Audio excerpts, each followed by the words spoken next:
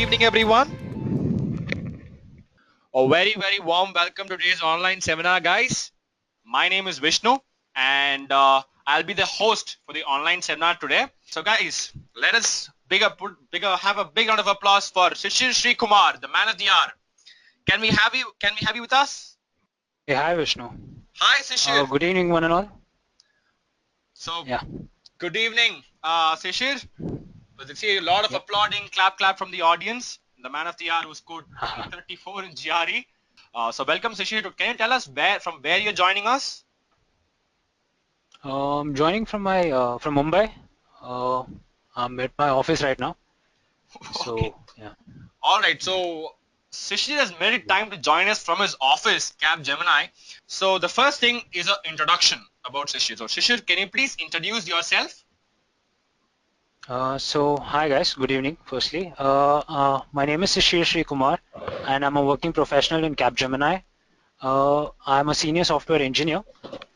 Uh, I completed my BE in from Mumbai University, majoring in electronics and telecommunication. And ever since then, I've been working as an IT professional in Capgemini. And very recently, I've planned on pursuing my MS in MIS. So here I am then. Just got done with my GRE, and you all know the score. Sishir, can you just throw a little light on what it is? How was your school memories? Can you tell us about any of your school memories? I was pretty much of a recluse in my school. I was a decent academic performer. I used to take part in the elocution, even though I was pretty shy. I used to push myself. And yeah, I was an active member of the sports team. I used to play cricket, I used to play football, I used to also play basketball. So yeah, that's pretty much about my school life. All right. So the next thing I would like to understand, Sishir, is one of your college memories. I am an electronics and telecoms engineer. I wasn't the best of students. I used to be very much. This was the first time that I was in Mumbai. Previous to that, I was most of my education was abroad in Gulf. So it was a little difficult for me to adjust to the crowd in Mumbai. But then as time passed away, I mean, I got adjusted to it. Uh, Performance-wise, I was a pretty average performer. I got a 67% in my final year. So the next thing I would like to understand, Sishir, is your hobbies. What kind of hobbies do you have? Well, I love football. I'm a passionate Chelsea fan. I know I'm going to get a lot of flake for that, but I'm a passionate Chelsea fan. I like to work out from time to time.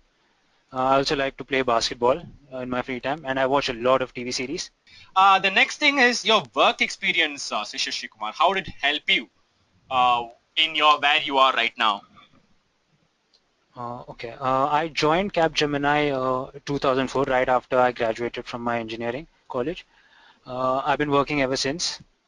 I'm right now a senior software engineer. Why is MS in US? Why are you picking that? And what was your motivation for your MS in US? Okay, to be frank, I always wanted to go to US just for the lure of it. Uh, so I was always looking for some excuse to go to US, but I didn't find one. I mean, it was when I joined Capgemini when I actually realized that these subjects really interest me and something that I would want to pursue going ahead. So hence, that's why US. And I believe that if you've got the finance for it and if you've got the passion for the subject, no one should not go to US. It's a wonderful place. It's got fabulous professors, and it's a wonderful opportunity. It's probably the first time that we will be on our own. Your motivation, Sishir, because you got a high score as a working professional is quite hard because you hardly get time. But was there any incident or something like that that motivated you to go for your GRE and masters? Uh, yeah, I think I was, like I said, after my training finished, I was tagged to the competency of database administration. But and I underwent training for around 3 months. But unfortunately, there were no projects in the start, and I was just freelancing over there doing nothing. And I kind of felt a little bad, no, that I wasn't being properly utilized. So, and I was changed. My competency was also changed to Fusion middleware. So that kind of hit me. I wanted to pursue something related to database, and I wasn't allowed to. So I think that's when I actually thought of actually pursuing masters, and the field that I've chosen is also has to do something with the data, with database, working with the database. So yeah, I think that was one of the major points why I decided to pursue MS and MIS. What is it exactly? Can you just throw a little more light on what stream would you specialize in? Yeah, I'll be planning on taking up MS in MIS, Management of Information Systems. Mm. It's basically, and I would like to specialize in data mining. Okay. It's basically collection of relevant information from a huge amount of data. It's something that I don't think will ever die. It's something that excites me. It uses a bit of statistical knowledge as well as knowledge of the database. So something that I've already learned, I could probably use apply it. So I think yeah, that's why I want to pursue something like that. I want to go in depth and also diverse, to a little look to explore also fields such as business analytics. All So right. yeah, that's why I'm pursuing MS in All MIS. right. So, what is that you want to do after your masters? What is your plan after masters? That is something that people are very skeptical about. What do I do from there? So, what are you looking for? I plan to take up a job. I want to work as a data analyst initially. Okay. Uh, I want to work in fields such as data mining and business analytics. Okay. So something in the mixture of data analyst and a data scientist. Okay. And looking ahead, achieves a senior managerial role since I've taken up a management course. Do you have any plans of PhD as such? Are you like thinking about a PhD in the course of time, Sishir? No, not really, Vishnu. Not for now, at least. I don't really have any plans for the PhD. I want to take up a job, but you never know. Maybe once I attend the college, I might have plans there. But for now, no, nothing, no plans for PhD. So the verbal preparations, you got 164 in GRE verbal. Wow. Every time that just gives me the goosebumps. So the first thing I would like to understand is a very straightforward question, Sishir.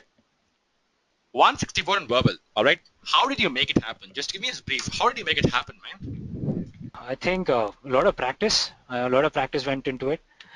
Firstly, initially, it's about the words. You need to know your words, and after that was just a lot of practice. Practice materials from here, from GRE Edge, and from outside too. You need a lot of practice. You need to keep yourself in the groove. So how effective was this study plan for you, Sishir? Yeah, I think it was very effective. Okay, what happens basically is when you enroll to GRE Edge, they make you write a diagnostic test. And based on the test and based on your ambitions, your SFA, which is the student facilitator, they draw up a study plan for you, based on how much time you can devote to the subjects. And it plays a very key role into your preparation because a good efficient study plan can actually make your dreams come true. And we often struggle with drawing up one. We sometimes make very ambitious one, or we sometimes make a very loose one, and we tend to play around with it. So when someone else suggests it to you, it plays a huge role. A proper study schedule can make the difference at the end of the day. WordBot. I believe Yeah. you have used the WordBot by GRE Edge. Now, can you tell us how efficient was it? Like you told me, the first tip for everyone is to build words, right? So, how do you think this will be helpful for our audience Yes. today? Yeah. Like I said, vocabulary is the key to mastering the verbal section at least. So yeah, WordBot helps you in memorizing the word by, the special feature is that they have a caricature of each word. So it kind of helps you remember the word more efficiently rather than just reading plain text. You have a picture that helps you remember, and I think it kind of helps, it kind of imprints in your head. So that was one of the things that I liked about WordBot. And they have a lot of words. They have almost all the words covered, and they've got those high frequency words also. So yeah, if you do make it a point to actually go through the WordBot application. All right.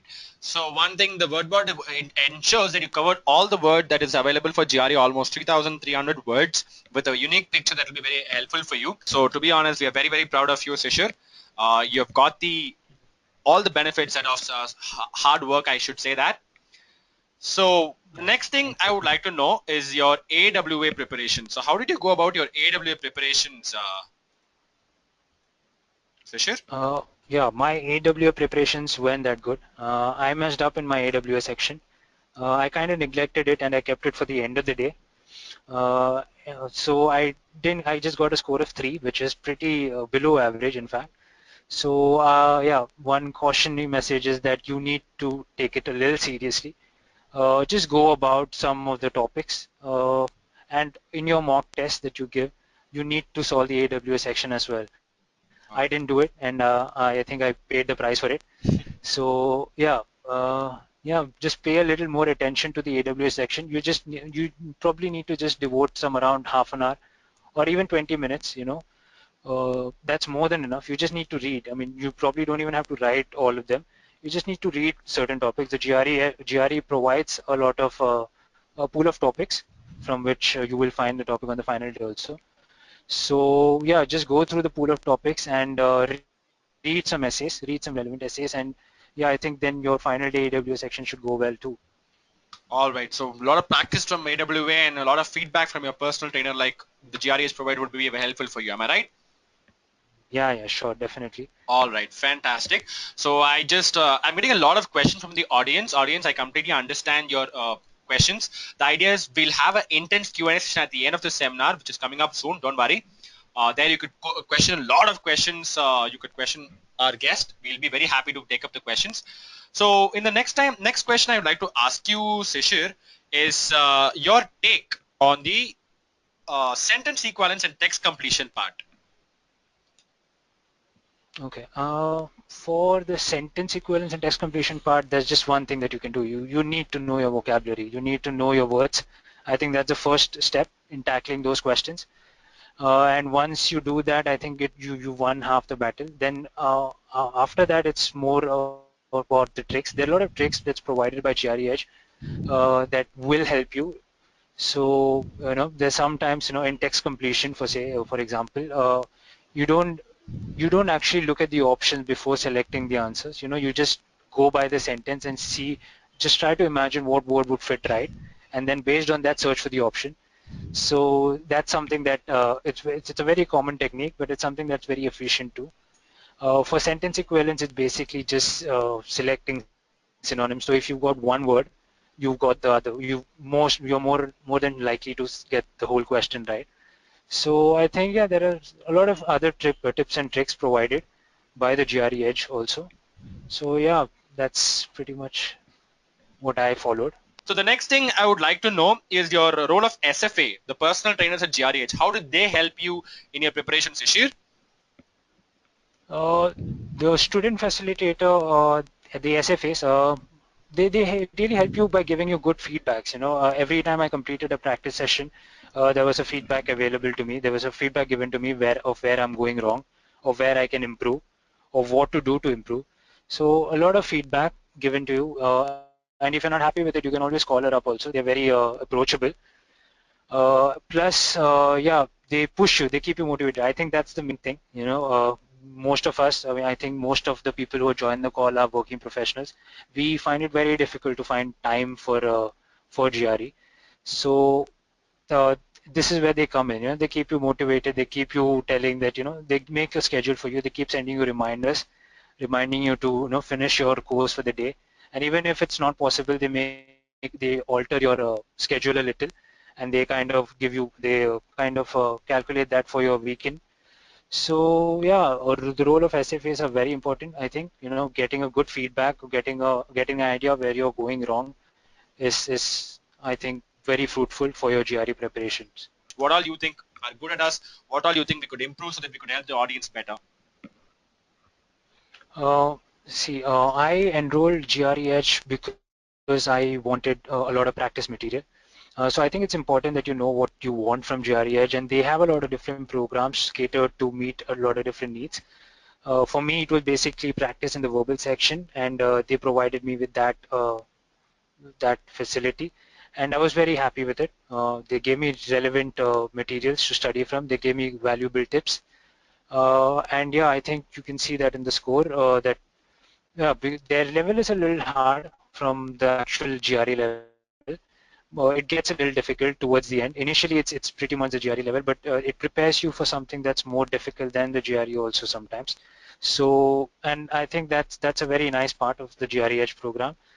In the meantime, Sishir, thank you so much for your valuable time. You've been very, very helpful, and I'm pretty Thank sure you, a Vishnu. lot from our audience are quite inspired to take the GRE pretty soon. Now, is that right, guys? Thank you so much, guys. With your feedbacks, we'll definitely come back with a better seminars, and I pretty much hope from you guys we'll have a guest, one of our as a guest seminar in our GRH family. Thank you so much, and a very, very good night. Until I see you in the next seminar, this is Vishnu signing off. Good night. Take care, guys.